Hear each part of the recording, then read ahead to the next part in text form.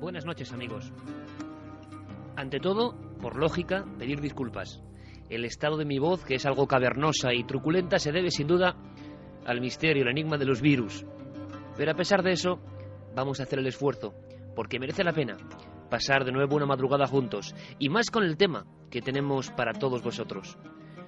Algo así como bestiario español, criptozoología española. Hemos oído hablar muchas veces de extrañas criaturas. Algunas quedan en el umbral de lo zoológico, de lo que pasa a los catálogos de lo conocido, a estudio por parte de los naturalistas. Otras, sin embargo, quedan eternamente vagando, en unas fronteras sin nombre, en lugares donde no sabemos si se habla de puros mitos o de cosas que ocurrieron de verdad. Estas cosas tienen testigos, tienen personas, tienen individuos que creen haberlos visto.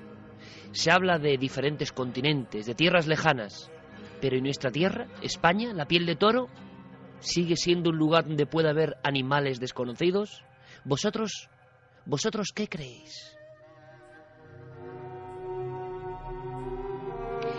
Veréis, recuerdo durante años el trabajo sin descanso en torno a la comarca de las Urdes. Luego iremos para allí, a esa zona, Urdes, Batuecas, Sierra de Francia, que quizás sea el lugar donde mejor se ha conservado la conciencia de la zoología misteriosa, del eterno bestiario español, que para mí, más allá de lo biológico, es algo cultural, que nos pertenece y que no puede morir.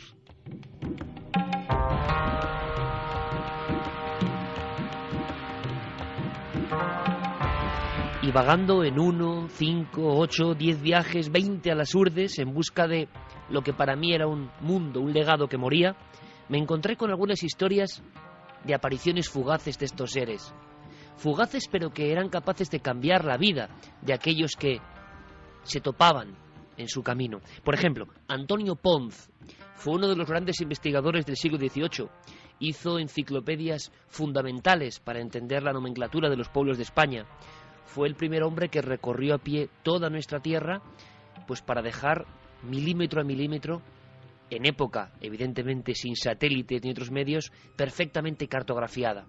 Y llegando a las Urdes, envuelto de esa leyenda, de esa pizarra, de esa negrura, de ese misterio, Antonio contaba que iba a lomos de la caballería con otros hombres, y cerca de la aldea de Cambroncino, cerca de la comarca de Camino Morisco, en una vereda, notó que algo ocurría.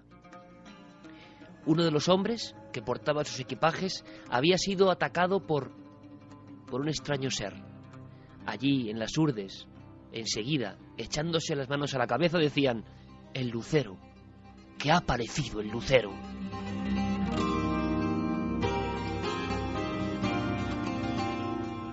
Impresionó tanto a Ponce esta historia que dejó por escrito en su documental obra algo así como: de víboras hay gran cosecha, y aún aseguran la existencia de otros reptiles parecidos a ellas, aunque más gruesos, que saltan con grande velocidad. Una de estas sabandijas saltó de un profundo foso y se quedó clavada como una saeta en el brazo de un hombre que estaba a mucha distancia.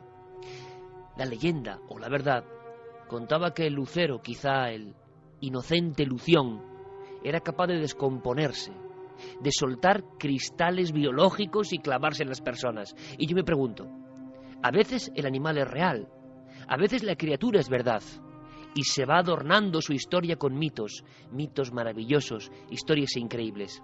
Esta de las Urdes es solo una, y del siglo XVIII. Luego fui investigando, y encontré algunas prácticamente de anteayer.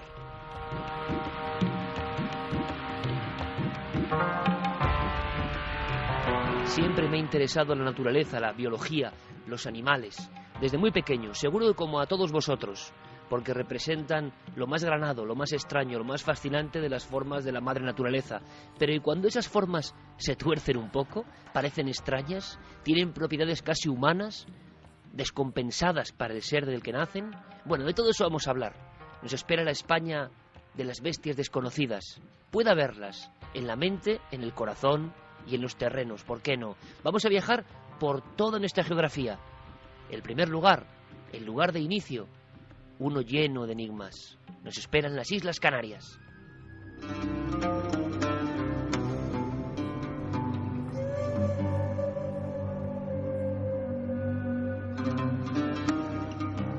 Por supuesto, amigos, todos muy atentos, líneas de contacto abiertas. Luego daremos información detallada de 9 de junio, alerta OVNI 2012. 9 de junio, alerta OVNI 2012. Se están actualizando los datos, siguen sumándose amigos y más amigos. Daremos la primera lista de vigilantes del cielo, es decir, personas que no en los grupos organizados, sino por su cuenta y riesgo, como debe ser en muchas ocasiones, van a estar en diferentes zonas de este país, y va a ser muy interesante daros toda esa información. También tenemos un testimonio tenebroso de última hora. Carlos, compañero, buenas noches. Buenas noches, Iker, ¿qué tal? Tenemos los datos, lo primero, luego nos vas a contar ese caso, que además has hecho toda una maniobra para tener voces que tienen que ver con esta historia. Luego nos lo contarás, pero además tiene mucho que ver quizá con el tema que contamos. De vez en cuando en las carreteras aparecen cosas mitad humanoides, mitad animalescas, mitad fantasmagóricas, que acaba de pasar y queremos contarlo. Pero antes, abrimos líneas, por favor. Pues mira, hemos puesto, Iker, para todos los oyentes, vamos a recordar esa encuesta que ponemos todas las semanas en Milenio 3, en la página web ikerjimenez.com. Esta semana vamos a preguntar, ¿creéis que aún puede haber animales desconocidos en España? Como siempre, dos opciones, el sí y el no. Ahora mismo gana el sí con el 80,8% de los votos. Por supuesto, también tenemos abiertas otras vías de contacto, como decíamos, la página web cadenaser.com con las frases de los oyentes, nuestro correo electrónico milenio3 con número @cadenaser.com, y también las redes sociales, Nave del Misterio en Facebook, en Twitter y por supuesto también en Google+.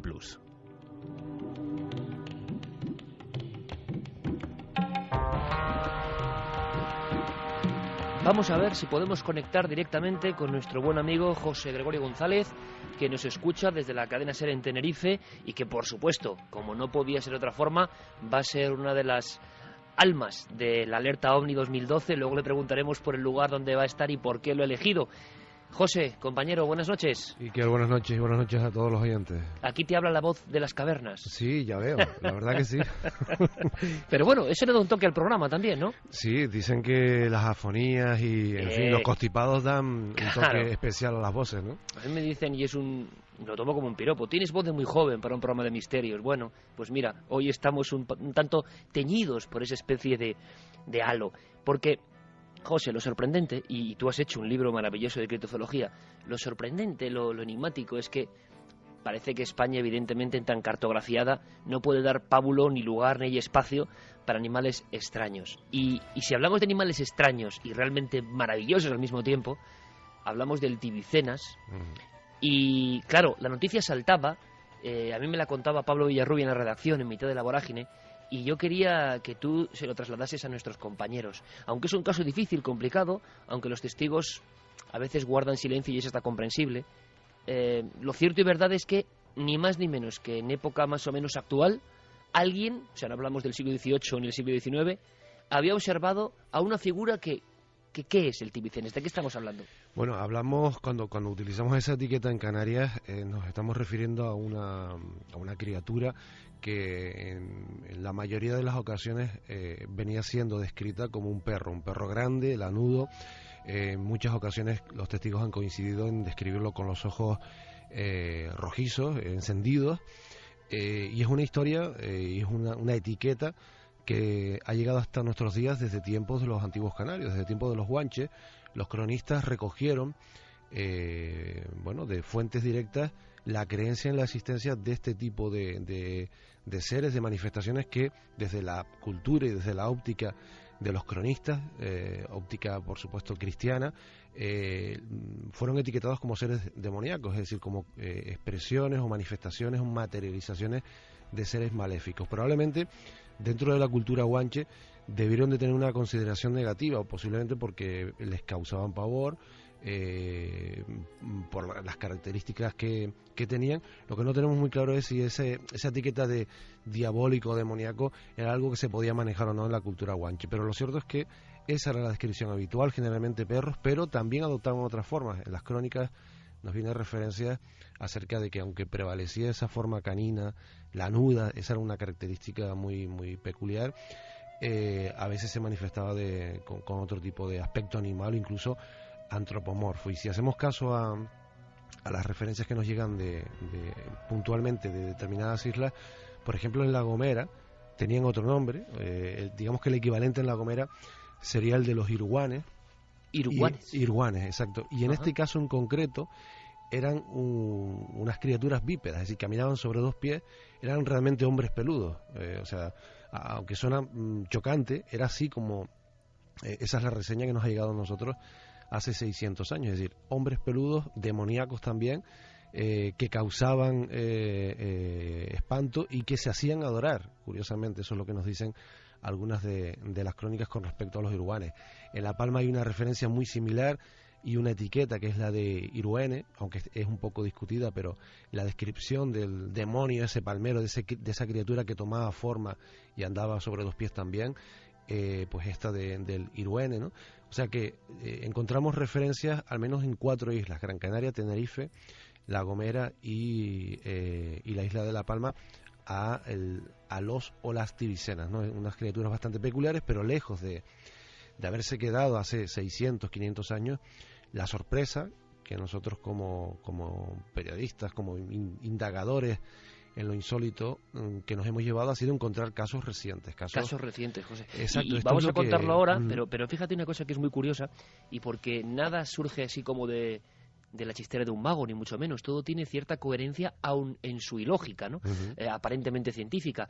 Y es que todos los libros que hablan de zoología y que iban hablando de estos seres y que luego estos seres fueron quedándose renegados, dan un aspecto muy similar. Eso ha contado José Gregorio ahora mismo para toda la audiencia. De verdad que es sorprendente. Animales que son capaces de tomar otra forma, y algunas formas os van a sorprender. Algunas formas son como arquetípicas, como la del macho cabrío, por ejemplo, sí. Y eso tiene mucho que ver con lo que luego vamos a escuchar, un caso tremendo. Pero hay más.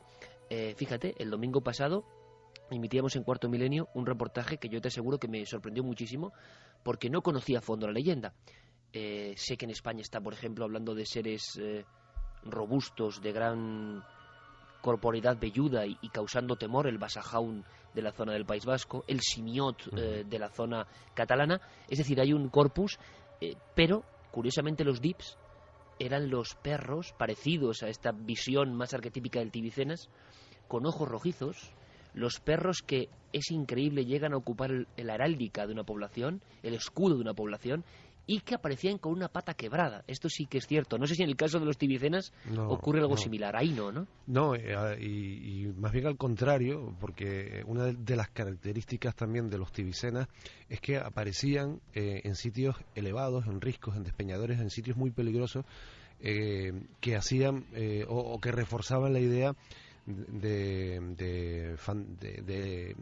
elementos fantásticos, ¿no? Es decir, de elementos sobrenaturales por los sitios en los que a veces se posicionaban, ¿no? Sitios muy arriesgados, sitios donde aventurarse pues era un riesgo añadido, ¿no? Y bueno, al exhibir ese comportamiento, digamos que se reforzaba la idea de que no podían ser unas criaturas que no procediesen de otro lugar que del mundo de los demonios, ¿no?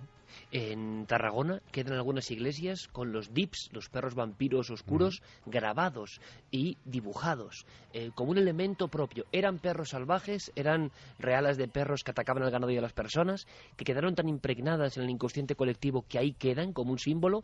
Bueno, lo sorprendente, lo que ha conseguido José Gregorio, y que yo creo que es muy muy atractivo, es eso, testimonios de tiempos recientes. Y si no tengo malentendido, José, de un aventurero, de un alpinista, de un hombre absolutamente avezado en el mundo de la montaña, en recorrer esos riscos maravillosos e increíbles de las tierras canarias, que hay algunos parajes que parecen de otro mundo, sinceramente, y en mitad de esas soledades le pasa algo. Sí, es una historia, la verdad que es una historia muy impactante, que seguimos, a la que le seguimos la pista, y que está siendo muy, muy complicada por lo que sucede, es decir, por el desenlace de la misma, que evidentemente es un obstáculo para que el testigo abiertamente se muestre, ¿no? Pero bueno, estamos en ello y hay mucha receptividad realmente a que en breve podamos escuchar su testimonio directo, pero te puedo avanzar que este caso sucede hace 15 años, es vivido por 2 personas, aunque una es la que se convierte, además de testigo, en víctima de las consecuencias de esa observación. Ellos deciden visitar un lugar, bueno, tan importante, tan emblemático también para el mundo del misterio como es el Barranco de Badajoz, pero deciden visitarlo por el atractivo natural que tiene ese lugar, por las posibilidades que brinda para transitar sus senderos, para escalar en algunas de sus laderas. Hacen noche y a la mañana siguiente pues uno de ellos pues empieza a conquistar una de las laderas del barranco y según cuenta y corrobora su acompañante que seguía sus operaciones, su actividad desde abajo, en un momento determinado algo enorme, abultado, que aparentaba ser un perro, surgió de la nada y hasta el punto de impresionarlo de tal manera que perdió el control y cayó varios metros. Obviamente, según nos contaban, lo de menos era el golpe en sí, lo demás era la conmoción de lo que acababa de generar esa caída, ¿no? Algo que no podían explicar y que desapareció. Pero esto es interesante, de momento no hemos visto el material, parece ser que lo pudieron fotografiar, por lo menos llegaron a captarlo. El compañero de abajo parece que sí, no sé si en el momento en el que tiene lugar el incidente, supongo que justo en ese momento no, porque la emergencia no era precisamente la de tener una cámara, pero de manera inmediata parece que obtienen unas imágenes, pero como aún no las hemos visto, Iker, preferimos no realizar ningún tipo de valoración al respecto, ¿no? ¿Y cómo describe al animal? ¿Como un perro que está en ese como, lugar? Como un perro enorme, grande. Enorme. Sí, efectivamente. Y sobre todo fuera de lugar. Es decir, ten en cuenta que está escalando. Es decir, ten en cuenta que no hay una zona de fácil transición por la que se pueda discurrir con facilidad. Y de repente aquello aparece. Allí sale como de la nada. Algo que él tiene la clara impresión de que buscaba también causar ese efecto, es decir, impresionarlo, ¿no? Intimidarlo, y esto le hace perder el control, la colocación en ese momento de lo que estaba haciendo y cae unos metros, ¿no? Bueno, la conmoción te puedes imaginar que fue muy importante y durante muchísimo tiempo había una reticencia muy grande a hablar, comentar, a recordar lo que había sucedido y aún hoy en día se mantiene parcialmente, por eso las dificultades para poder concretar y que por ejemplo esta noche pudiésemos tenerlo incluso aquí en los estudios, ¿no? José, y él mismo hila su experiencia no con un encontronazo casual con un animal perdido, váyase usted a saber de qué forma colocado allí, sino esa sensación que tienen los que se encuentran con un misterio que les marca profundamente. Evidentemente, claro, no lo que este testigo ve y su acompañante contempla con cierto margen y distancia es algo que ellos no encajan, es algo que ellos no explican dentro de lo que conocen. Evidentemente ahí está el efecto no es solo la impresión de algo que en un momento determinado te causa ese efecto sorpresa y te puede desestabilizar, no, es que aquello no encajaba en lo que conocían, aquello no tenía que estar allí, aquello no tenía que aparecer así, ni se tenía que comportar de esa ¿Salió manera. de algún lugar, José? ¿Se aproximó a él? ¿Se le quedó mirando? No, salió de la nada. Esto ocurrió en cuestión de segundos. Y de la misma forma que apareció, desapareció. Esa es la... ¿Y llegó a estar muy cerca de él? Llegó a estar a escasos metros de distancia, claro. Lo suficientemente cerca como para que aquello lo desconcentrase y cayese, ¿no? Claro, aquello no lo podía explicar, aquello no era natural, según su testimonio y el testimonio de su acompañante. Es muy curioso porque en esa región, por ejemplo, de Cataluña, muchos de los pastores o muchas de las personas que caminaban por esos caminos, mucho antes incluso de las carreteras, los últimos testimonios, a quienes lo contaron, aseguraban que, por ejemplo, en mitad de la noche, durmiendo, en ese periodo propio, ¿no?, para el mundo de lo fantasmagórico, en esa duermevela, se despertaban repentinamente, quizá todavía con las ascuas de la hoguera con las que se protegían, habían tomado algunos alimentos, y ahí aparecía el ser. Nos lo contará luego muy bien el gran estudioso y profesor de la Universidad de Salamanca, Tomás Hijo, que es todo un experto. En toda la zona de Batuecas, Peña de Francia, Urdes, hay una cantidad enorme de casos donde aparece algo junto a esa lumbre, cuando el pastor, cuando el cazador despiertan de repente. Quizá tenga algo de onírico, todo esto no lo sabemos. Pero, por ejemplo, en las Urdes, José, y sabes perfectamente por dónde voy, hay una criatura y una figura de la que yo he oído hablar, que está tan... Y bueno, y Carmen podría contarlo, porque tuvo alguna que otra aventura con un macho lanú que poco menos que la perseguía. Es decir, en las fiestas de ciertos pueblos hay unas personas que reviven la historia del macho Lanu, que es un ser que se pone a dos patas y que tiene alguna reminiscencia con el terrible macho cabrío, con todo lo que significa, puesto en pie. A veces es oscuro como la noche y a veces resplandece. A veces emite una especie de luz. Claro, absolutamente absurdo, ilógico e increíble, lo sabemos. Pero gentes del pueblo, de los diferentes pueblos y aldeas urdanas, lo tienen como una leyenda que no solo se cuenta de padres a hijos, sino que hay testigos, personas que incluso murieron de miedo ante la aproximación de esa figura. Yo he registrado testimonios, a viva voz todavía, de los últimos que lo vieron. Tú has hecho lo mismo, y a mí esto me parece ser un poco cronista de una parte, ¿no?, de la historia de nuestro país. Tu última obra, por cierto, José, es Canarias, territorio de lo insólito, que desde aquí recomendamos, por supuesto, como otra de esas obras que recogen lo que ya casi nadie puede recoger. Eso es un legado para la historia. Y encima has encontrado testimonios de ultimísima hora, ¿no? Sí, es que el tema de los tibicenas nos tiene francamente sorprendidos. En la isla de Gran Canaria, el compañero Luis Javier Velasco ya había hecho una encuesta muy interesante recabando testimonios, y nosotros nos hemos encontrado un escenario bastante similar en Tenerife, como te decía antes, en La Gomera, en La Palma, con casos recientes que de verdad son absolutamente sorprendentes. Estamos acostumbrados a otro tipo de casuística o a manejar otro tipo de casuística, y esta es tremendamente llamativo. Mira, en Gran Canaria hay un sitio, al hilo de lo que comentabas, luego si quieres entramos en detalle en un caso ocurrido en Tenerife con testimonio incluso, pero en Gran Canaria hay un lugar, en la aldea de San Nicolás, un lugar increíble, fascinante, con una cantidad de atractivos que hacen que sea un sitio que hay que visitar, un lugar conocido como la Cueva del Vellón. El Vellón en alusión precisamente a la observación desde esa cueva de la que salían luces y en la que a veces aparecían y desaparecían personajes. Bueno, pues la aparición de un animal, de una bestia, de un vellón, es decir, de algo que a veces se podía identificar con un macho cabrío, en otras ocasiones con un carnero, siempre muy peludo, siempre muy de un pelo grueso, intenso y oscuro, que amedrentaba y que causaba espanto. Y la cueva terminó llamándose así, es decir, hoy es un topónimo por ese tipo de apariciones. Bueno, pues eso que parece una cosa del pasado, hace apenas varias décadas se volvía a materializar, se volvía a concretar en un caso en la isla de Tenerife, en el monte de la Esperanza, en una zona, fíjate qué topónimo, conocida como el Diablillo, donde un cazador o alguien que va a cazar, más que cazador porque parece una profesión y es más una afición, o lo era en aquella época, tiene un encuentro con una criatura, y además en ese estado de salir del sueño, es decir, de tumbarse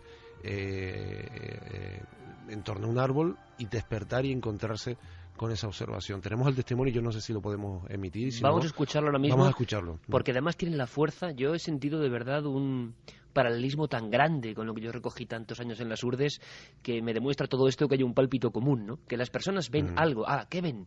No lo sabemos. Escuchadlo en Milenio 3, gracias al trabajo de José Gregorio González y toda su gente de Canarias que hacen esto posible. Escuchad a una persona recientemente hablando de un encuentro con algo que puede ser natural por un lado, pero que tiene todo ese halo de lo mágico, y sobre todo el testigo nunca lo olvida, nunca olvida la impresión tremenda de algo que no parece casual, sino que intenta decirle algo o espantarle. Escuchamos. Y entonces dice que en esto, no sabe cuánto tiempo estuvo durmiendo, pero que se despertó en un momento dado, y al despertarse, delante de él había un macho cabrío enorme, blanco, resplandeciente, ¿no?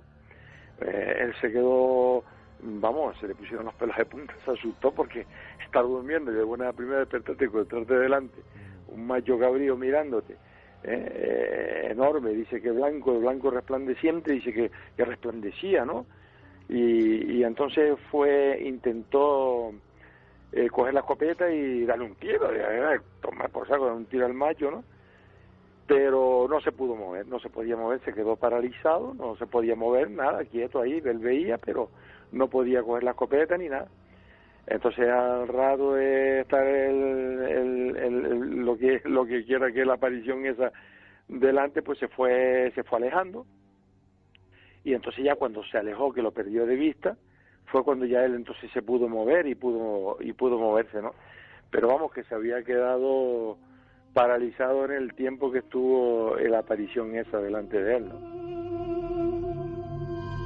Un elemento clave absolutamente, José, es que el testigo, mientras observa una aparición, es incapaz de mover un músculo, como en el caso de los terrores nocturnos o las apariciones. Se siente que el tiempo-espacio ha variado, que no es la aparición de un animal normal, que está ahí por algo, blanco, resplandeciente, igual que en las urdes en algunos casos, y sobre todo el miedo que acompaña a estas personas. Claro. Algunos incluso deciden no volver a hacer ciertas cosas o acudir por ciertos lugares, y esto lo he recogido yo también en varios casos. Sí, además fíjate que en este caso hay dos detalles que a mí me parecen especialmente interesantes y que convierten la experiencia en algo bastante sugerente, ¿no? Por un lado, la reacción que tiene es la de intentar coger la escopeta, es decir, para él aquello es tan real y es algo tan fuera de lo habitual que quiere usar su arma, ¿no? Para defenderse, para ahuyentarlo, en fin. Y la segunda es que solo se puede mover cuando lo ve alejarse, es decir, esto no desaparece, no se fuma, no es algo que sí que es cierto que él se despierte y está ahí, por lo tanto podremos pensar en que es una aparición o que es una alucinación hipnagógica, ese tema tan recurrente, ¿no? A veces incluso a veces intentar quitarle hierro a este tipo de experiencias, pero lo cierto es que la experiencia se acaba cuando la criatura, el animal, lo que quiera que fuese aquello, se aleja, y es en ese momento cuando él ya recupera su autonomía, su control y puede reponerse. Y bueno, él cuando contaba esto parece ser que después ya se atribuía al efecto de las brujas, los hechizos, etcétera, etcétera, ¿no? Ya cuando se intentaba buscar una explicación a lo que sucedía, pero ocurre en un lugar que tiene como topónimo el Diablillo, es decir, en la toponimia nos da en ocasiones bastantes pistas acerca de lo que sucede en determinados lugares o de lo que la gente cree que sucede. Te mencionaba la Cueva del Vellón antes, ¿no? En Canarias hay una toponimia del misterio bastante sugerente, ¿no? Bailaderos de brujas, lugares pesados, llanos con miedos, son etiquetas, o con magia, son etiquetas que nuestro campesinado, nuestra población ponía a esos espacios de la geografía donde uno se desorientaba, donde se te podía aparecer una figura humana o animal, donde podías incluso tú desorientarte y desaparecer durante cierto tiempo en determinadas fechas.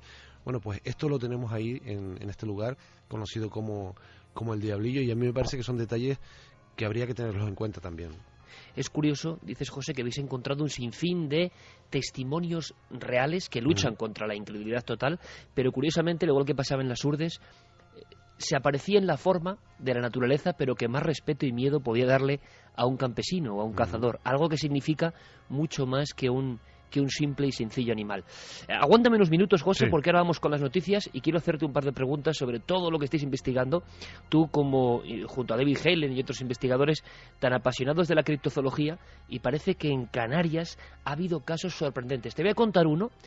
Hubo espanto incluso, que te puede sorprender, a ver si iniciamos una investigación. ¿Te parece? Vale, perfecto, Iker. Vamos ahora con toda la información de las noticias del misterio, todo lo que ha pasado esta semana. Han sido bastantes cosas y enseguida continuamos con nuestro viaje en busca del bestiario español.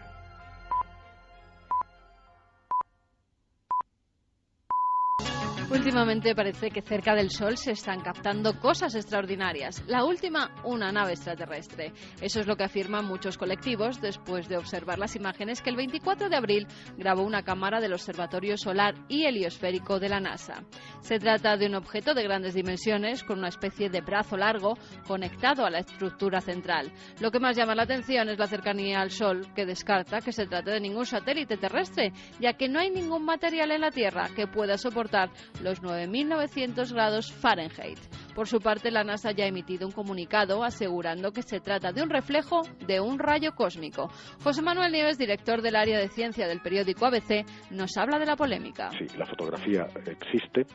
Esa mancha existe, está cerca del Sol efectivamente, ha sido tomada por el satélite SOHO de observación solar, uno de los que están observando ahora mismo el Sol, pero no tiene nada que ver con ningún artefacto extraterrestre, no es más que el sensor de la cámara que ha sido bombardeado por partículas, cosa que sucede muy a menudo en las fotos que nos llegan desde el espacio.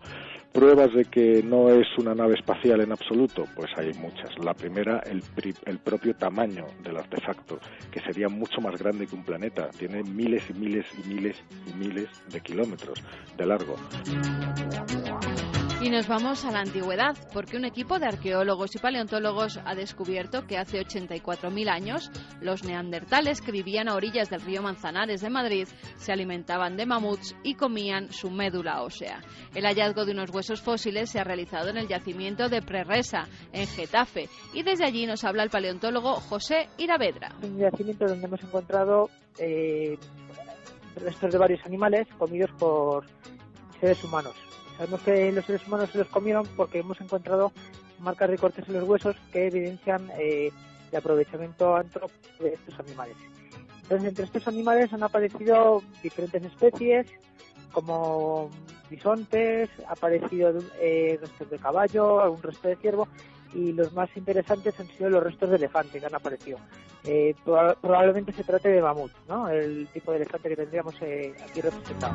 Jerusalén, donde continúa la polémica por la tumba del siglo I hallada en el Talpiot, que contenía una urna funeraria conocida como el osario de Jonás.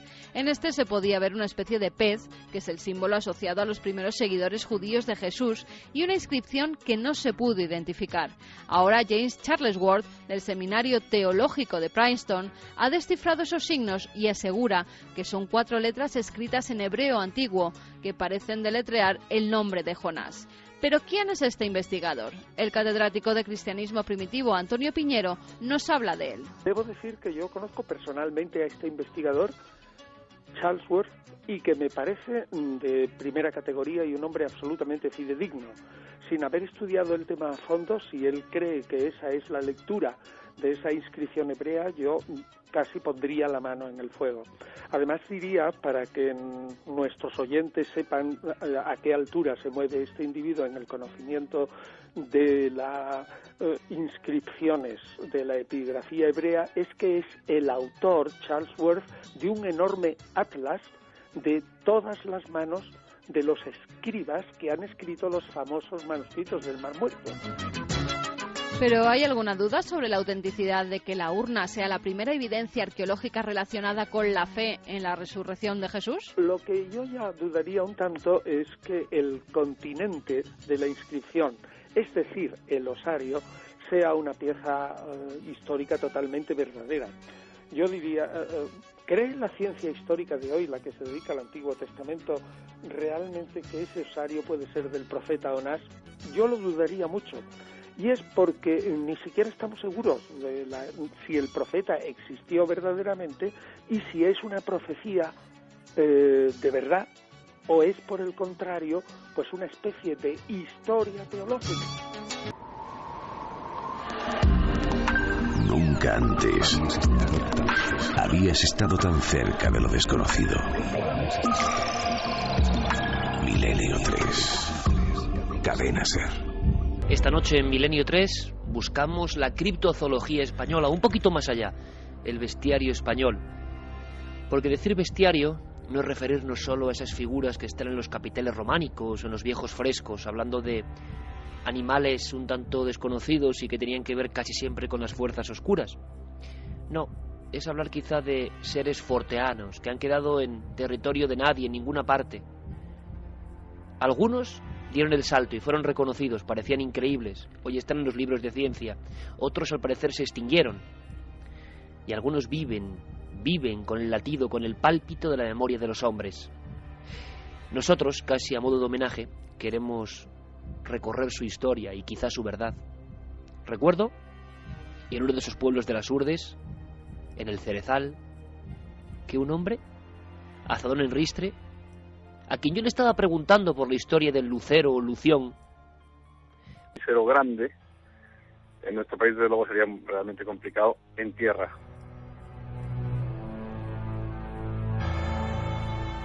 Buscamos, sin duda, la huella de esos animales apócrifos. Decía Fernando González Siches, el mar. El mar, y estamos en Canarias, evidentemente. Vamos a conectar rápidamente con Javier Pérez Campos. Javier, buenas noches, compañero. Buenas noches, Iker.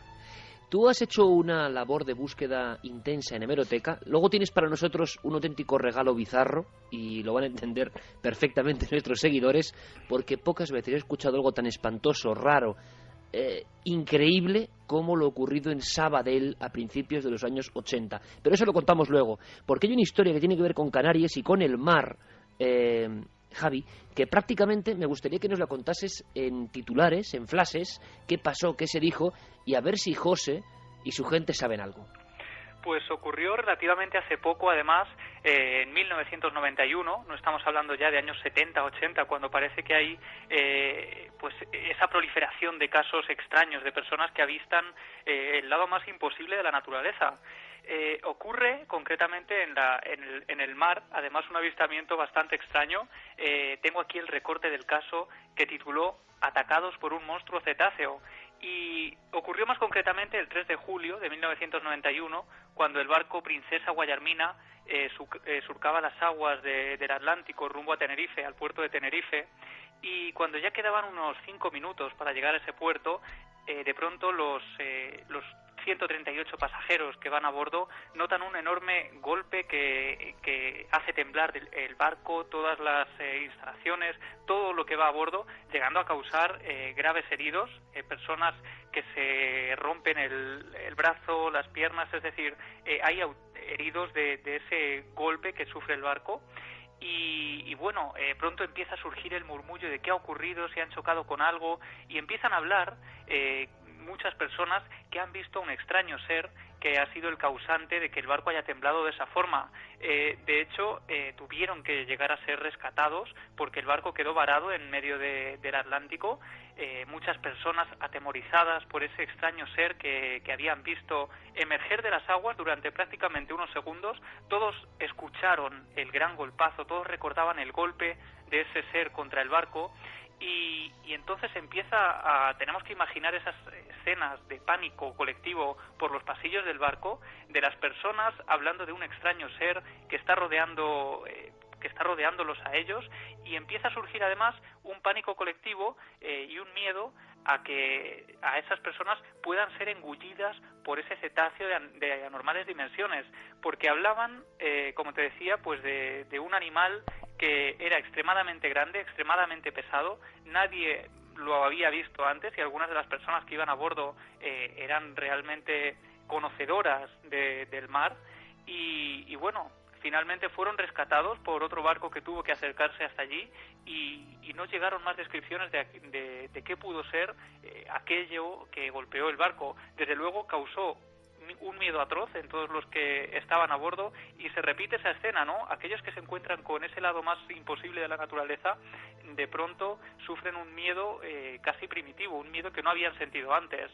La noticia apareció en el año 91 y no sé si al final tenía que ver con leyenda urbana, historia real, otra causa que al final se camufló con la historia de lo sobrenatural. José, ¿tenías noticia de esta historia? Sí, fue un caso, uno de los últimos casos que se vivió en Canarias de choque de embarcaciones rápidas con las colonias de cetáceos que visitan o sea, el caso ocurrió realmente, ¿no? Sí, claro, prensa o... claro, porque los sistemas de navegación y del radar, que hoy actualmente son extremadamente precisos en las embarcaciones que están en uso, evitan las zonas por donde se pueden posicionar los grupos de cetáceos, y hoy ya son menos habituales, pero en el pasado sí que eran frecuentes que se dicen este tipo de choques, incluso cuando se daban maniobras militares en aguas cercanas a Canarias o en aguas canarias directamente, al poco tiempo aparecían varados víctimas de impactos, víctimas de la desorientación a veces también,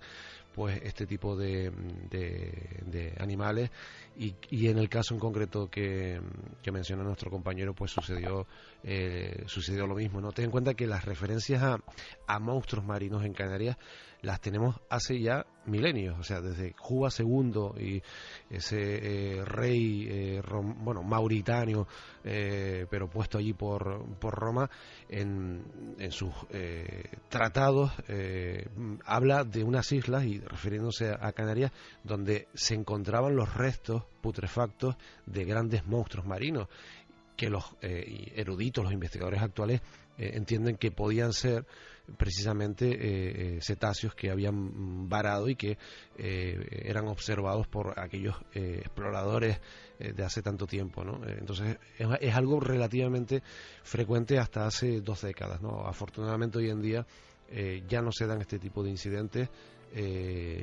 afortunadamente, claro, porque hay un mejor control y un mayor conocimiento, hay una mejor convivencia con el medio gracias precisamente a la tecnología.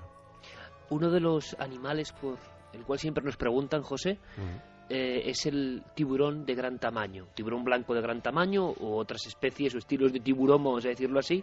¿Habéis tenido noticias en aguas canarias? Porque está habiendo capturas en diferentes partes del mundo con unos tamaños, hay quien habla de cambio en las temperaturas del agua, en los ciclos alimenticios, tiburones sí bien catalogados, pero de aspecto monstruoso por diferentes condicionantes o por envergaduras nunca vistas.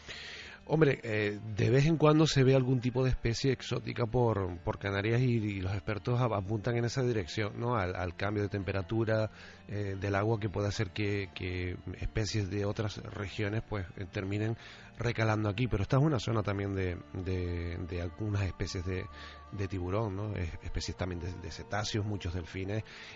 No olvidemos que Canarias es una de las regiones del planeta donde también se sitúa la existencia de una posible colonia de calamares gigantes por las grandes fosas abisales que existen en las islas y por la frecuencia con la que han sido vistos, y además por la existencia de su principal depredador, que es el cachalote, ¿no? Que frecuenta también las aguas canarias y no lo haría si no existiese alimento, ¿no? Y además hay casos relacionados con el calamar gigante tan célebres como el relatado por o el que inspiró, mejor dicho, a Julio Verne en sus 20.000 leguas de viaje submarino, que lo experimentó la fragata francesa Alecton en el año 1861, ¿no? Ocurre en aguas canarias al norte de la isla de Tenerife, y es una de esas luchas, batalla naval casi, ¿no? Que ha quedado incluso inmortalizada a través de determinados grabados, donde intentan izar a bordo un calamar gigante y al final termina partiéndose, ¿no? Y se quedan con un trozo. Se presenta un informe a la Academia de las Ciencias Francesas y ese es el informe al que accede Julio Verne y nos crea un pulpo gigantesco en 20.000 leguas de viaje submarino, ¿no? Es decir, que la tradición de encuentros con grandes criaturas marinas en Canarias es bastante antigua y es lógico, ¿no? Un territorio que está rodeado por agua por todas partes, ¿no? José, y entre el cielo y el mar y con los ovnis de fondo, ¿dónde nos esperas? ¿En qué lugar? ¿El día 9J? Bueno, pues ya sabes que hay un interés increíble en Canarias en estar presente esa noche con un papel protagonista destacado, y en Tenerife hemos elegido uno de esos iconos del mundo de la ufología, ¿no? Como es Montaña Roja, Montaña La Tejita, la playa La Tejita, donde bueno se convirtió y se ha convertido en un lugar célebre principalmente por las experiencias de Paco Padrón allá en los años 70, y que sigue siendo frecuentado, visitado por gente interesada en contemplar el cielo con otros ojos, ¿no? Y ese es el lugar que creemos puede ser especialmente propicio, y además tiene una gran cantidad de significados, y si hacemos una alerta OVNI a nivel nacional, yo creo que desde Canarias uno de los puntos tiene que ser ese. Qué bien, qué alegría, José. Uno de los pilares, sin duda alguna, en todos estos años en la información de este tipo de asuntos, y uno de nuestros compañeros pues más queridos, sin duda alguna. Canarias, territorio del misterio, donde por cierto yo cuento alguna aventura que hemos vivido juntos y lo pasamos, pues casi nos quedamos como el hombre este que vio al hombre resplandeciente, al macho Lanú resplandeciente. Lo pasamos mal y bien, como siempre. Mal en lo misterioso, porque siempre uno se inquieta, pero bien por el hecho de estar investigando juntos y que siga así durante muchos años. Y hay muchos amigos, muchos en Canarias que nos siguen, lo sabemos, que van a estar en diferentes islas, pero de verdad, qué emocionante. Montaña Roja, playa de La Tejita, ahí estará José Gregorio González, porque no podía ser de otra manera. José, compañero, un abrazo enorme. Un abrazo muy fuerte, Iker, y nos encontramos esa noche. El 9J es la cita, amigo.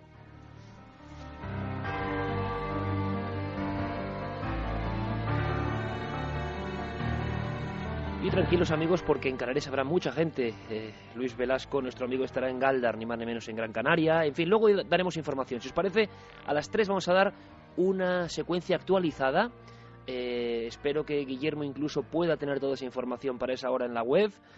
Yo os daré algunos datos importantes, no solo de corresponsales, sino de vigilantes del cielo, ¿vale? Luego lo hacemos, que yo creo que va a ser muy interesante. Pero antes, quiero que escuchéis unos casos más raros todavía. Vamos ahora casi con lo bizarro rápidamente. Por ejemplo, ¿sabéis que en los años finales de los 80, principios de los 90, en Barcelona hubo pánico por una serie de cartas y comunicaciones de personas? Cartas, parece que ha pasado un milenio. a diferentes medios de comunicación, como La Vanguardia, de personas que habían visto algo volando muy extraño y que daba mucho miedo. Claro, Miguel Seguí, uno de los buenos criptozoólogos españoles, biólogo de profesión, y que llegó hasta los testigos principales, se dio cuenta de que había algo más que una posible broma o una confusión. Estoy seguro que queréis saberlo todo en torno a las extrañas aves de la noche, cerca de Barcelona ciudad, es increíble, a principios de los 90. El propio Miguel Seguí os lo cuenta. Sí, realmente es uno de los misterios que yo pude estudiar, la aparición de estos pájaros gigantes en Barcelona. Todo comenzó en 1990 con una serie de cartas que fueron publicadas en el diario de Barcelona, La Vanguardia, en el que diversos testigos hacían referencia a que habían podido ver y también escuchar los graznidos de una ave gigantesca. En principio se empezó hablando de 6 metros, 8 metros de envergadura alar, y hay testimonios que hablaban de más de 10 metros de envergadura alar, que en determinados momentos de la noche, al atardecer o por la noche, sobrevolaba unas zonas de Barcelona. Durante pocos meses de la primavera del año 90, hasta 50 cartas fueron enviadas, lo que se convirtió en un pequeño fenómeno local. Podía parecer un caso de histeria un poco colectiva, pero lo cierto es que yo pude investigar el fenómeno, pude hablar con algunos de los testigos y ellos me aseguraban, en algunos casos, que habían podido ver la sombra de ese ave gigantesca, y otros me habían asegurado que habían oído el aleteo, el ruido del aleteo, un aleteo impresionante para ellos, según comentaron, y el graznido gigantesco que resonaba por la noche en Barcelona. Lo cierto es que es un misterio que ha quedado inconcluso, tal como vino, se fue. Durante unos meses fue un tema que estuvo muy candente en Barcelona, y en otros momentos, años posteriores, por ejemplo el año 2001, etcétera, en algunos otros lugares, por ejemplo en el Pirineo, en el 2001 con Andorra, se han tenido avistamientos de aves también similares, o aparentemente similares, de los 10 metros de tamaño. No sé lo que puede ser, no creo que sea un ave normal, gigantesca. Hay testimonios, hay indicios de que podrían existir en la actualidad aves desconocidas de gran tamaño, voladoras, pero en zonas muy aisladas de la Tierra, en zonas donde difícilmente se llega al ser humano. Pensar que una ave gigantesca puede sobrevolar Barcelona durante unos meses o semanas y desaparecer escapa de lógica. Lo que podría ser en este caso es encontrarnos ante un fenómeno forteano, una criatura forteana, es decir, una entidad no 100% biológica, no biológica como puede ser un pájaro normal, sino algo que de alguna manera ha sido de un lugar, llamémosle otra dimensión o otra realidad, y durante un tiempo ha podido, entrar en nuestra percepción.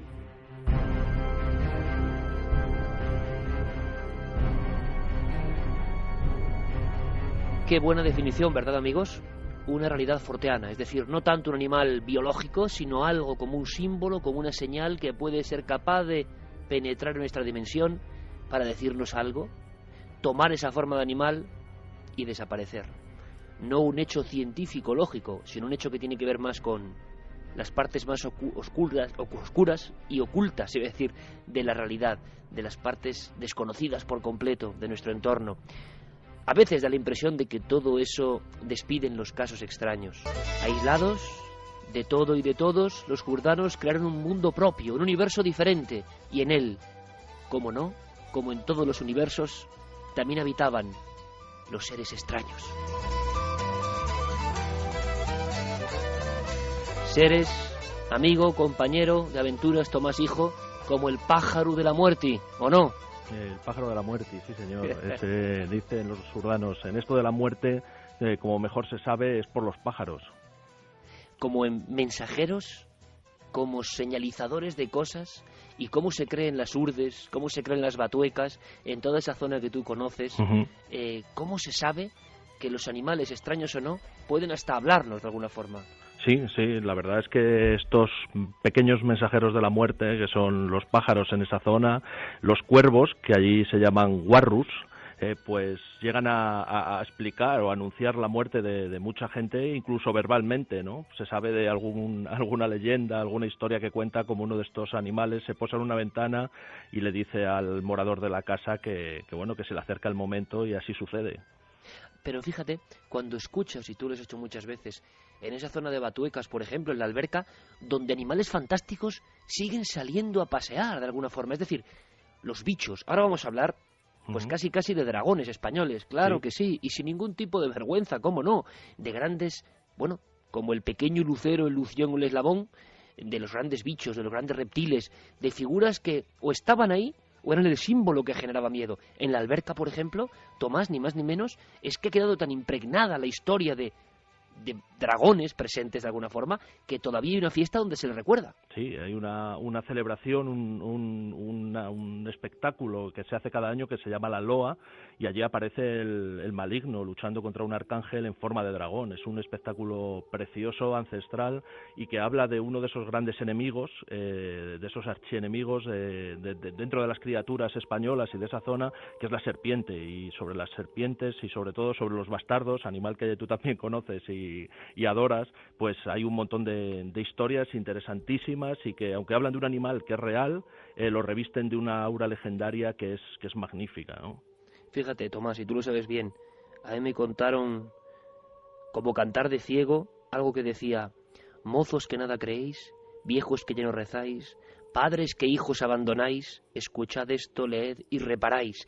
Y hablaba de una historia, decía, en un pueblo muy chiquitito, un matrimonio vivía con bastantes intereses y 3 hijos tenían. Va contando la historia, el cantar de ciego, que los niños observan una especie de víbora, pero que centellea. Es muy curioso, que brilla, dice el viejo cantar de ciego, transmisores tantas veces, de verdad, estas historias, con la luz de la fogata y la lumbre gran veloz, las pintitas de la víbora brillaban cual brilla el sol. El viborón, que sintió que una mano le cogía, empezó a embestir con ellos y a todos 3 les mordía. Y al final, la historia, como no podía ser de otra forma, contaba un hecho real de una especie de muerte de una familia entera por las picaduras de un reptil. Y al final, el padre quedaba como preso de una extraña rabia. Decía, ya lo pudieron atar para curarlo mejor. Y el médico dijo pronto, rabioso está este señor, pues el viborón le ha picado, tiene forma de reptil, yo no lo puedo curar, su destino es morir. Claro, Tomás, en aquel momento, hablamos por ejemplo de principios del siglo XX, el temor al reptil, que realmente te podía quitar de en medio en aquellas circunstancias, sin los antibióticos, y bueno, una especie de mala fama que viene desde el principio del tiempo. No hay más que ver la historia de Adán y Eva y cómo la serpiente, el papel que juega. Pero en las montañas de Urdes, Batuecas, Sierra de Francia, se legendariza también a los reptiles, ¿no? De alguna forma. Tienen formas, silban, llegan a hablar, pueden ser seres que ocultan tesoros. Claro. Yo tuve la suerte, además, de vivir en mi infancia, ¿no? Esas escenas que ahora son casi parte de la leyenda, ¿no? De estar con los más viejos del lugar junto al fuego, escuchando historias y escuchando leyendas, y muchas de ellas tenían por protagonistas a los reptiles, ¿no? Sobre todo a estos bastardos, que como tú bien dices, son unos seres prácticamente mágicos, ¿no? De los que se habla de que los más viejos, de que los bastardos viejos tienen pelo, tienen crestas lanudas, largas barbas, ¿no? Y de alguna forma se convierten en estos monstruos que protagonizan sucesos maravillosos, ¿no? La mayor parte de estas historias además hablan de una adicción que tienen estas criaturas por la leche, y hablan de cómo pues se acercan a las vacas y a las cabras y les maman, ¿no? De las ubres. Y a las madres también. Y a las madres, eso es, sí. Parece que, según la leyenda, estos bichos, estos bastardos, tienen un analgésico en la boca, ¿no? Y permite que por la noche se acerquen sigilosamente a las camas, a los lechos donde hay una madre lactante, y le vayan sorbiendo poco a poco la leche sin que la propia mujer se entere. Y bueno, todo esto sale a la luz o se pone de manifiesto cuando el niño que debería estar alimentándose de esa leche, pues no tiene alimento y se va desnutriendo. Y las historias cuentan algo estupendo, que es como los lugareños, para detectar la presencia de la bestia, pues hacen un círculo de harina en torno a la cama, y por la mañana se observa pues la huella sinuosa, ¿no? del bastardo que ha llegado por la noche y ha mamado de la madre. Es muy bonito además saber que bueno, el bastardo además es uno de esos animales en los que las brujas de Castilla, ¿no? Y de otros lugares tienen afición en metamorfosearse y en convertirse en ellos. Y hay muchas historias, muchas leyendas de muchos pueblos de la zona que hablan de cómo pues un labrador o una persona del pueblo, cuando ya sabe que el bastardo está rondando la casa, se esconde en alguna parte con un garrote y le da un golpe a la serpiente. Y al día siguiente aparece una mujer del pueblo pues con la cabeza vendada o con un brazo roto, sangrado, señal de que bueno, que precisamente se trataba de una bruja y esa herida, cuando ha vuelto a su forma humana, pues está presente también. Animales como emisarios de la brujería también siempre, Tomás, en esta zona. Sí, los animales, especialmente las serpientes y los lobos, son los protagonistas de todas estas historias sobrenaturales. Hay una historia, una leyenda preciosa, precisamente, que tiene lugar en Martilandrán, este pueblo de las Urdes que tú antes mencionabas, en las que uno de estos pastores se da cuenta de que una de sus vacas pues está siendo sorbida, ¿no? Está siendo parasitada por un bastardo, y hace una pócima, seguramente con ayuda de alguna bruja, ¿no?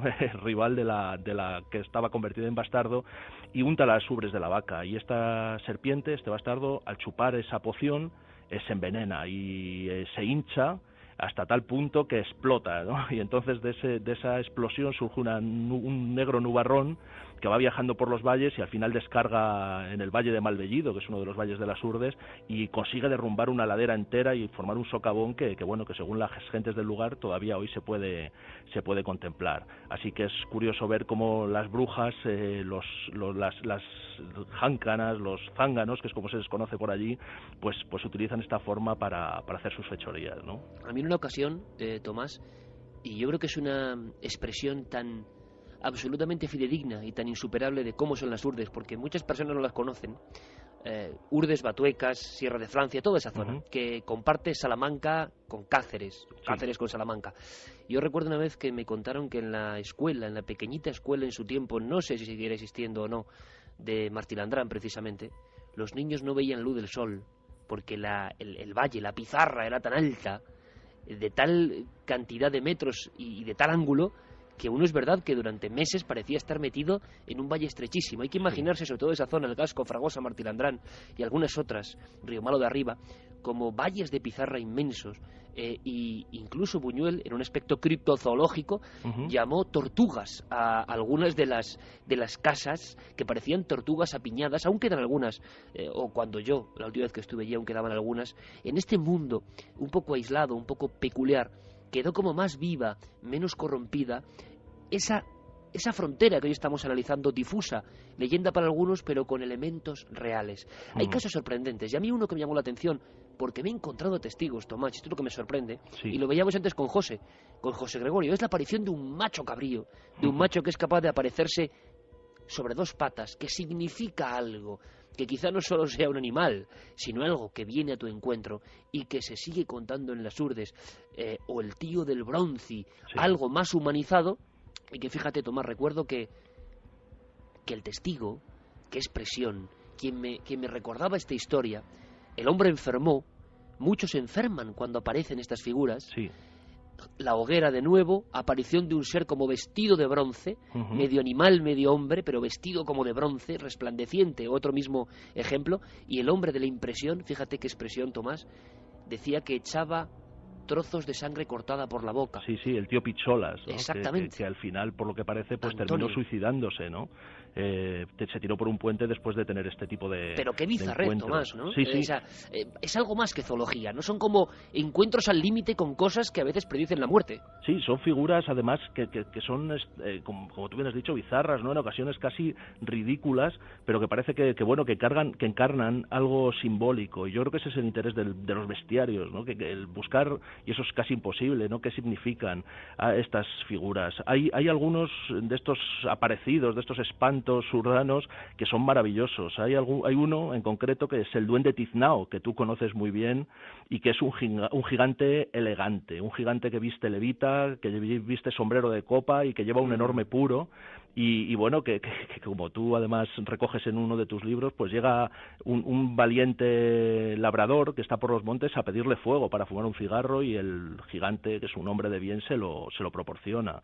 Y bueno, el tío del Bronci, el duende de ladrillar, el descabezado de Rubiaco, gigantes, hombres de resplandecientes, y ese maravilloso macho Lanú, esa figura satánica, ¿no? Que es el macho cabrío puesto sobre dos patas, que en ocasiones resplandece, en otras ocasiones tiene más bien forma de sombra, y que quienes lo oyen pues lo suelen hacer acompañado de sonidos anómalos, como campanilleos, voces de clave. Niños, ¿no? Claro. Algo... Y yo no había caído en eso.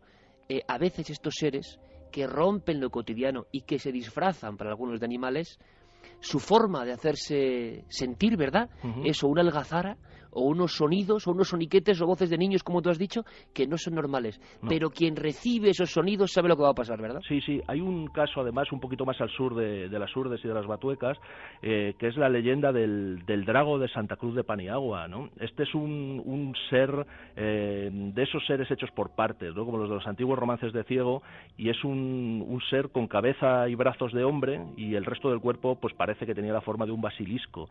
Y él habitaba en una peña, en una zona llamada el Cerro de la Bardera, y bueno, había un peñasco que por lo visto hasta hace poco, ahora parece que ya no, tenía una argolla de hierro, ¿no? Que era donde los aldeanos entregaban reses, entregaban vacas y cabras para que este drago, este monstruo, los devorara. Y ellos sabían cuándo el drago tenía hambre, cuándo tenía necesidad, porque por todo el valle, por todas las alquerías y pueblos, pues sonaba un gran bramido, un gran grito terrorífico que hacía que los aldeanos tuvieran que entregar sus reses hasta que se quedaron sin nada, ¿no? Hasta que perdieron todo el ganado, y después parece que el monstruo arremetió contra los aldeanos, ¿no? Y cuando acabó con todos, bajó a Badajoz, después a Andalucía, y al final la pista de la leyenda de este drago se pierde cuando pasa a África, después de ir despoblando pueblo tras pueblo, ganados, gentes y toda criatura viviente que necesitaba para alimentarse. Pues me dejas perfectamente ubicada la siguiente historia, porque siempre está el bicho parecido a un dragón, el gran reptil, la sierpe, con aspecto un poco brujeril y que tiene un mensaje. Y eso ha ocurrido en diferentes partes de España. Lo que pasa que en algunos lugares ha habido batidas escopeta en ristre, intervenciones de la Guardia Civil. Si te parece, Tomás, además la semana que viene, porque quiero dar alguna clave, me cuentas dónde vas a estar, porque ese entorno yo creo que va a ser maravilloso, y sabes que para mí es un placer enorme contar contigo para el 9J. Es más, quiero decir una cosa más, Tomás. ¿Cómo se llama el libro que has hecho con Jesús Callejo? Sí, el libro tiene un título un poco largo, es El viaje por la España mágica del profesor Pumpernickel y su ayudante Juanito. Es un libro que hemos hecho Jesús Callejo y yo. Pues espero que hayan tomado nota los amigos, porque te digo una cosa, es de lo más fantástico, maravilloso, hermoso que he visto en mi vida. Gracias, Iker. Y te puedo decir, Tomás, que ese libro, que he tenido en mis manos hace poco, es de tal grandeza hacer eso, que yo os deseo toda la suerte del mundo, porque es hablar de misterios, de España mágica, de todo este legado que estamos contando, pero encima para los herederos, para los que vendrán después, para niños y jóvenes. El esfuerzo de hacer eso, de Tomás hijo y de Jesús, es que merece todo nuestro apoyo. A ver si seguimos la conducta, el ejemplo, y hablamos a nuestros niños de nuestra España mágica. Yo me siento muy orgulloso, Tomás. Que gracias, no se pierdan amigo. esas historias. Gracias, compañero. Gracias, Iker, un abrazo. Nos veremos en el MJ, ¿cómo no? Eso es. Igual nos vemos con el Luceru. Un abrazo ojalá, muy fuerte. Ojalá. Chao, un abrazo. Hasta luego, que vaya bien.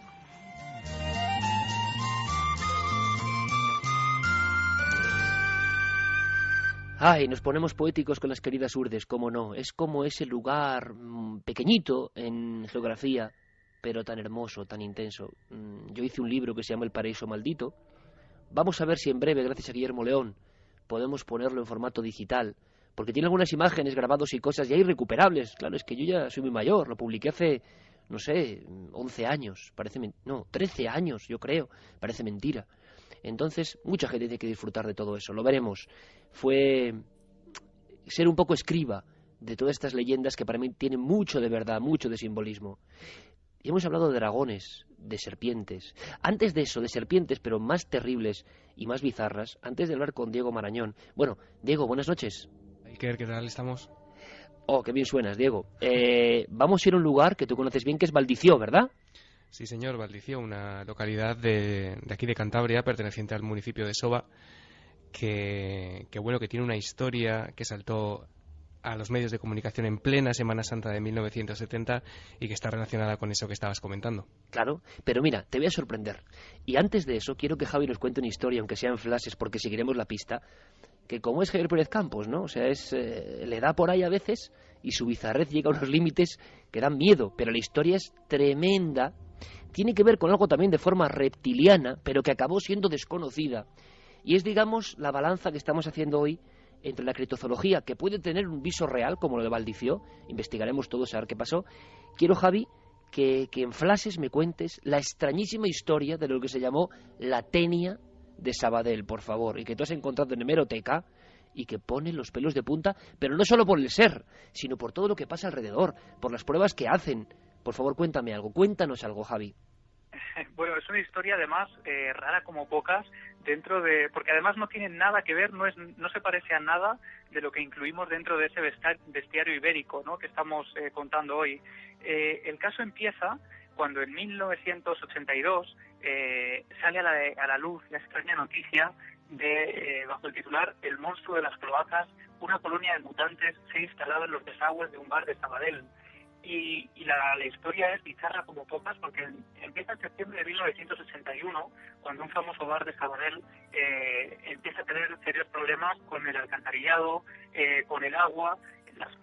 Los desagües del bar no tragaban el agua, empiezan a llamar a varios fontaneros de la zona y allí descubren pues que la cosa tiene poco arreglo. No saben dar con la solución de lo que está ocurriendo allí y deciden entonces bajar las cloacas de Sabadell. Es entonces cuando descubren algo que les deja sin aliento. Precisamente allí en las cloacas, pegado en una de las paredes, descubren un extraño ser adherido, una especie, de hecho en el artículo lo describen como una especie de tenia con ventosas para adherirse a las paredes y con un extraño ensanchamiento en uno de los extremos a modo de cabeza. Parecía una extraña cabeza. Claro, como entonces, la tenia, ¿no? Lo que se llama, el escólex de la tenia, la cabeza grande con unos garfios y que se adhería a las paredes. Continúa, Javi. Esa es la descripción y, bueno, cuando ellos... con ese aspecto viscoso, además, ellos no saben de qué se trata, por lo que deciden llamar inmediatamente a la Guardia Urbana para que se presente allí a recoger muestras e intentar dar respuesta a qué es aquello. Lo primero que hacen es despegar a ese extraño ser de las paredes, lo dejan en el suelo y entonces aparece una de esas imágenes dantescas porque el ser se mantiene casi de pie con esos tentáculos sobre el suelo y ocurre durante unos segundos hasta que expulsa un extraño líquido negruzco y que además describen como apestoso y desciende hasta quedarse pegado al suelo. La Guardia Urbana se lleva inmediatamente aquello, toman unas muestras y el ayuntamiento a los pocos días envía un comunicado intentando zanjar el asunto cuanto antes porque está armándose un gran revuelo y una preocupación, como es de esperar, entre todos los vecinos de la zona.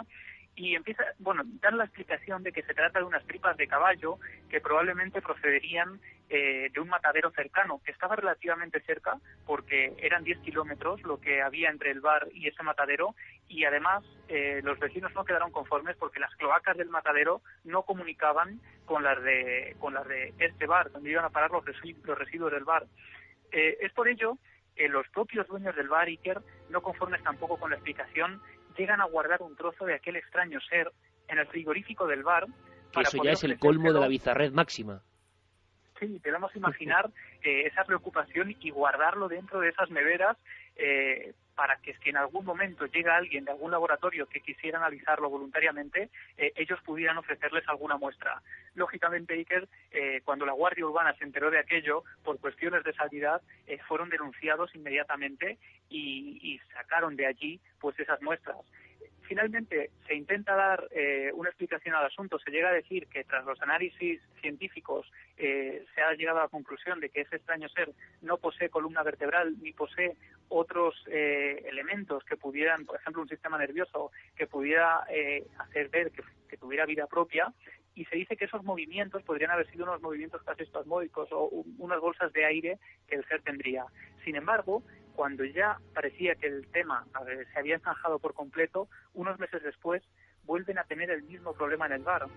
Otra vez las cañerías dejan de funcionar, dejan de tragar agua y entonces ellos, mediante pues un juego de espejos que ellos crean para poder vislumbrar a través de unos conductos lo que ocurre en esas alcantarillas, descubren unos pequeños hilos que están empezando a formarse de nuevo en el mismo lugar donde había aparecido ese extraño ser. Y descubren además, observándolo casi a diario, con el paso de los días esos hilos van engordando poco a poco hasta llegar a convertirse en algo más parecido a unos viscosos tentáculos, algo que parecía además propio de esas películas de extraterrestres, ¿no?, que estaban llegando a nuestros cines en aquella época. Y bueno, Llegan entonces declaraciones incluso del veterinario de Sabadell, que empieza a hablar de que aquello podría ser una lombriz o una tenia mutante y que podría haber incluso una colonia en todas las cloacas de Sabadell. Y al final, Javi, en toda esta historia no se supo que era el bicho. Bueno, volvieron a bajar a tomar unas pruebas, unas muestras de aquel extraño ser, y un vecino por su cuenta decide bajar con unos barreños y con unos cubos de basura a llevarse a 2 de estos ejemplares. Y decide hacer unas pruebas con esos ejemplares. Uno de ellos lo destina a un vertedero donde lo coloca al lado de unas tripas de cerdo y para ver cómo reaccionan las ratas de ese vertedero ante esos 2 elementos. Pues al día siguiente descubre que las ratas se habían comido todas las tripas del cerdo y sin embargo a este extraño ser no habían siquiera tocado ningún elemento de él.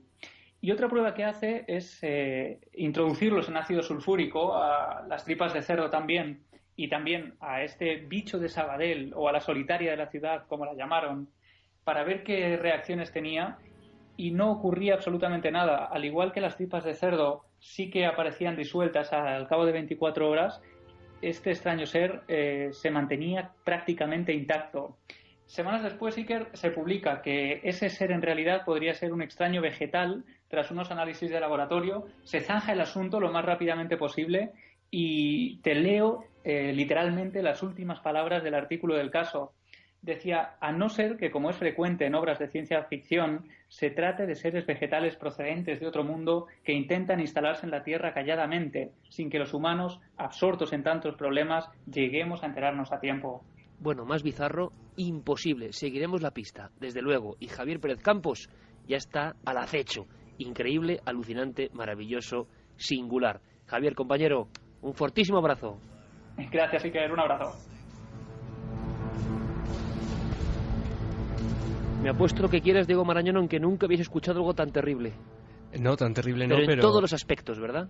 Las pruebas que hacen, todo. Sí, no, desde luego, la verdad es que las historias que encuentra Javi son increíbles y están a la altura casi de otras que suceden muy cerca de donde me encuentro. Valdició, un pequeño pueblo, ¿verdad? Sí, un pequeño pueblo, una localidad de hoy algo más de 100 habitantes. En la época en la que sucedió lo que vamos a contar, esa cifra era casi de 40. Nos tenemos que ir a un pequeño valle de montaña que está junto al río Miera, aquí en Cantabria, a casi 700 metros de altitud y a unos 50 kilómetros de Santander. Vaya, el río Miera, donde se bañaba el hombre Peter. Sí, señor, el mismo río. Como digo, esta población, Valdició, es casi inaccesible todavía hoy en día. Es un pueblo muy desperdigado en torno a una plaza y, bueno, en sus proximidades se encuentran diferentes bosques de hayas. ¿Y por qué es famoso Valdició? ¿O por qué se hizo famoso en marzo de 1970?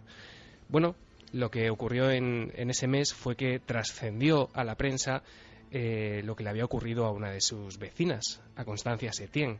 No había ocurrido en marzo de 1970, fue entonces cuando se supo, pero los sucesos habían sucedido, valga la redundancia, en el verano de 1969, unos meses antes. Si quieres te cuento, Iker, qué fue lo que ocurrió más o menos. Exactamente, ¿qué pasó antes de que escuchemos a voces y además muy gráficas de vecinos que vivieron todo aquello? Exactamente. Bueno, en una tarde de verano de 1969, como te estaba diciendo, esta vecina, que por aquel entonces contaba de unos 65 años, Constancia Setién, iba con un vecino del pueblo, en busca de hierba a los prados de esa población. De camino a su destino observan cómo 3 animales, 3 burros, de repente empiezan a correr sin explicación aparente. Ellos se quedan un poco desconcertados, pero no le dan mayor importancia, en una zona conocida como el Arroyón. Y cuando Constancia, esta mujer, comienza a segar allí cerca del río, escucha un silbido. Escucha un silbido que ella no sabe de dónde viene, y al volver la cabeza, esto fue lo que ella contó a los periodistas por aquel entonces, vio cómo un extraño animal saltaba desde unos 20 metros de altura, desde lo que se conoce como la Peña de las Espinas, y caía muy cerca de ella, entre la maleza. Tan cerca, Iker, que la testigo Constancia declara al periódico Alerta que si no se llega a apartar, ese animal le habría dado con la cola en la cabeza. El animal solo permanece durante unos segundos ante la vista de Constancia, y aquello la deja sin habla, a pesar de ser una mujer pues valiente, según contaban los que la conocían. la deja sin habla, la deja estupefacta, incluso llega a abandonar lo que estaba haciendo, esa labor, y vuelve a casa. Y tenemos el testimonio, Iker, de su sobrino, de José Pérez Setién, y además es un testimonio absolutamente inédito en radio, que yo creo que es muy interesante y que él mismo nos cuenta lo que ocurrió. Vamos a escucharle, porque además lo interesante es que nos va a ir contando el clima que se genera en el pueblo, porque la aparición de uno de estos seres anómalos, sea lo que sea, lo interesante es que luego genera una serie de reacciones. Escuchamos al señor José Pérez Setién. Pues que silbaba una cosa al lado del camino viejo, que entonces no había carretera. Y resulta que unos dieron en decir, pues que nada, que la gente estaba toda asustada. Era de noche, y en invierno, todo el invierno. Y bueno, pues primero, ¿qué sería? Después ya dieron en decir que era un culebro. Para cosas que los vecinos de Valdición no se terminaban a bajar a San Roque de Riomiera a coger la línea. Y bueno, eso pasó 2 inviernos. Yo no he vuelto, pero lo más extraño es lo siguiente. Había una mujer de aquí en Villalázara, en la provincia de Burgos, que tenía cuando aquello 90 años. Y decían que eso había pasado cuando ella era moza. Y yo no sé si habría pasado o no habría pasado. Lo que pasa es que lo que le puedo decir, que la gente de aquí estuvo, que no se terminaban a salir de casa. Diego, lo ha descrito perfectamente el señor Pérez Setién. Auténtica ola de pánico por algo que parece una historia medieval y que atemoriza a todo el pueblo. La gente no se atrevía a coger la línea, a bajar a coger la línea, el autobús al pueblo siguiente. Sí, además fue muy curioso porque en 1970, Iker, a Valdición se llegaba a través de un camino empedrado, a trozos, cubierto por barro en otros segmentos, y para llegar al pueblo había que andar campo a través durante casi 1 hora. Precisamente los testigos de este barrio de La Ayuela, donde ocurrieron estos sucesos, aprovecharon las entrevistas que concedieron a la prensa, y que Guillermo León, por cierto, está subiendo a las redes sociales los recortes para quien las quiera ver. Aprovecharon estas entrevistas para reivindicar la falta de luz, la mejora de los accesos, y bueno, fueron estos periodistas del diario Pueblo, del diario Montañés y de incluso ABC, llegó a nivel nacional, quienes recogieron los testimonios de estos lugareños y quienes hicieron trascender todo tipo de detalles sobre este fenómeno. Describieron al monstruo con las mismas palabras que a ellos les había transmitido Constancia. Era un monstruo alado, curiosamente, tenía cuerpo de serpiente de grandes dimensiones, se habló de 5 metros de longitud, una gran cabeza con ojos brillantes y textura, y esto siempre lo dijo Constancia, parecida al terciopelo. Se decía que saltaba desde esa peña que hemos comentado, donde se hallaba su cueva, su supuesta cueva, hasta el río, y otras veces decían que se lo vio acudir a una fuente cercana. Fueron varios los vecinos, Iker, que escucharon sus silbidos, que describían como fríos y penetrantes. Escuchamos. No, yo y todos. Lo que pasa es que primero algunos lo echaban a chunga hasta que lo escucharon. Y claro, yo opino, si una tubería de agua se rompe un poquitín y no baja llena, pues podrá silbar. Yo eso ya lo desconozco. Y claro, una persona que le voy a decir una cosa, que quiere asustar a los demás y es un granuja, hablando en plata o lo que sea, se acostumbra con los dedos o con lo que sea a hacer unas cosas y las hace también. Y un bicho, pues eso ya de sobra sabemos que lo hace. Un bicho, sabemos de sobra que eso lo hace. Se refieren sobre todo, imagino, a todas las leyendas que antes contaba Tomás Hijo de la culebra bastarda, que es uno de los grandes elementos mitológicos no bien conocidos, por desgracia, por el común de los mortales. Toda la leyenda que tiene alrededor, sí, la misma culebra bastarda que dicen que amamantaba o se alimentaba de la leche incluso de las parturientas. Pero bueno, que todo el mundo lo escuchó, todo el mundo se amedrentó, y al final de esta historia, pues como siempre digo, todo este pánico, toda esta sensación, y se sospechó incluso, como también suele pasar, de la típica pantaruja, en el sentido del típico bromista o con alguna acción por algo, buscando algo, generando toda esta broma. Pero nadie se desdijo y al final no se descubrió nada. No se descubrió nada, Iker, y como tú dices, en la prensa trascendió la posibilidad de que, lo relacionaron con el famoso dragón o cúlebre de la mitología cántabra y asturiana, que es una figura importantísima, muy conocida en el norte de la península. Es una especie de serpiente voladora que tiene la misión de custodiar un supuesto tesoro, pues evitando la aproximación de otros seres humanos a las inmediaciones de la cueva en la que esto se encontrase. Se habló de un supuesto, y lo recogió la prensa de la época, de un supuesto setal que quizá era lo que no querían que nadie explotase, aunque tengo que decir que la gente, si preguntas, está convencida de que Constancia nunca mintió y de que en todo caso no se sabe lo que vio, pero que no era ninguna triquiñuela en el sentido de apartar a nadie. Además, Iker, no es el único caso. En el lapso de 25 años que van desde el 62 hasta el 87 se produjeron 4 sucesos en el norte, en Cantabria, reportando avistamientos de extraños reptiles en Sarón, en Valdicio, en este que estamos comentando, en Matienzo y en Secadura. La verdad es que, Iker, no se descubrió mucho más y quizá una de las claves es la zona, como nos contaba también José. La zona es tan solitaria, escuchamos. Porque además, mire usted, esto es muy montañoso. Y al ser muy montañoso, hay desde el pueblo de Valdicio a San Roque 3 kilómetros. Y esos están desiertos. Y ahí era donde se sentía el ruido. Para que me entienda, o sea, que no era en un sitio poblado. Era la distancia que había entre Valdicio y San Roque. Y esta voz del señor Pérez de Setién expresa perfectamente el miedo de un pueblo cuando la leyenda aparece, la soledad de estos lugares. La prensa habló de esos monstruos o reptiles que dice Diego y otros, como el monstruo de Vilobí, el monstruo de Fortuna, el monstruo de Orihuela, grandes reptiles de más de 4 o 5 metros. Se habló de ellos, se les persiguió y siguen en el misterio, como si hubiese mucho más que naturaleza, como si hubiese un símbolo, una señal, y mucho de eso tiene la criptozoología, el bestiario español. Diego, que descanses un poquito.